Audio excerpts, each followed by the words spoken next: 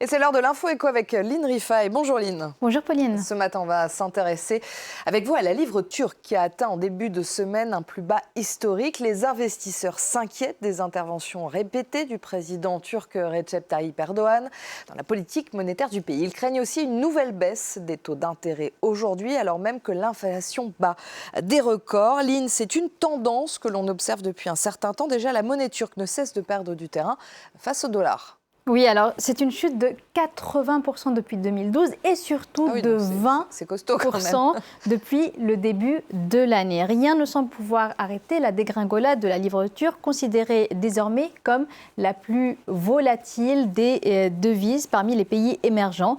Et cette baisse, elle s'est accentuée ces derniers jours après la décision du président turc de limoger 3 cadres de la Banque centrale par un décret publié en plein milieu de la nuit.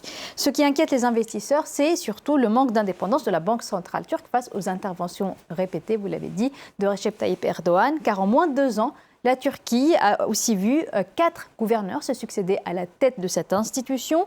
Le dernier changement en date, il est du mois de mars, il remonte au mois de mars. Le précédent gouverneur qui menait alors une politique de hausse des taux d'intérêt avait été limogé. Alors le problème, c'est que ce changement récurrent pèse non seulement sur la confiance des investisseurs, mais aussi sur celle des épargnants. Ils ont de plus en plus de mal à se projeter, à anticiper l'avenir.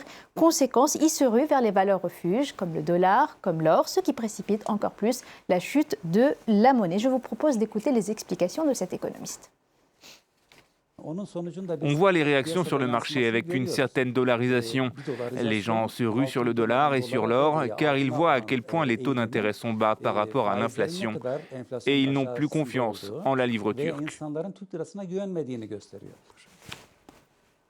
Et ce qui inquiète aussi les investisseurs et les épargnants, c'est cette volonté du président turc de baisser les taux d'intérêt à marche forcée, et malgré une inflation qui est galopante. Oui, l'inflation est très forte. En septembre, la Turquie a connu sa plus forte inflation en 2 ans et demi. L'indice des prix à la consommation a progressé de 20% sur un an. C'est 4 fois le niveau visé d'habitude par la Banque centrale turque. Alors normalement, en cas de forte inflation, que fait une banque centrale? Elle intervient pour augmenter ses taux d'intérêt, pour inciter les ménages à épargner plutôt qu'à consommer. L'idée est qu'il faut limiter la demande pour ralentir la hausse des prix.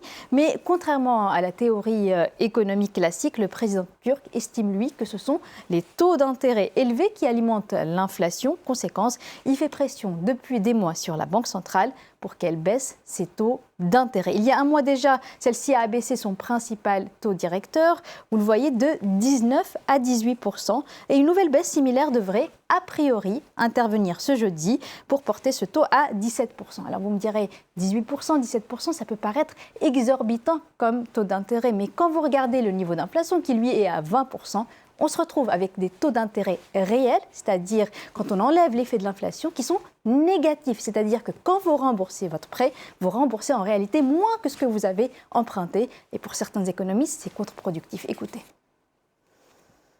Il faut d'abord penser à l'inflation et aux moyens disponibles pour la faire diminuer. Et c'est ensuite qu'on peut éventuellement baisser les taux d'intérêt.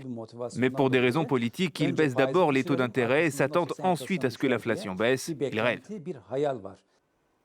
Et derrière la chute de la livre turque et la forte hausse des prix, il y a aussi des raisons économiques et financières. Oui, car avec la pandémie de Covid-19, la Turquie a vu ses réserves de change fondre. Or, le pays compte justement sur ses réserves de change pour défendre la parité de sa monnaie, la valeur de sa monnaie sur les marchés. Rien que l'an dernier, ce sont près de 100 milliards de dollars qui ont été consacrés à cet objectif. Alors, plusieurs facteurs expliquent la baisse de ces réserves de change. D'abord, il y a eu la chute des revenus du tourisme avec la pandémie de Covid-19. En 2020, les recettes en devises de ce secteur se sont effondrées de 80% par rapport à une année normale. Et cette année, elle devrait rester bien en deçà de la situation d'avant-crise. Ensuite, pour faire face à la pandémie de Covid-19 et à ses conséquences économiques, la Turquie a aussi puisé massivement dans les réserves de change existantes. Alors certes, cette politique de soutien à l'économie a permis au pays d'enregistrer une croissance légèrement positive l'an dernier, mais au prix, on l'a vu, d'une très forte inflation. Quant à la livre turque, elle pourrait rester sur une pente descendante pendant plusieurs mois encore, surtout si la politique de baisse des taux d'intérêt se poursuit. Merci beaucoup Lynn, c'était l'info éco.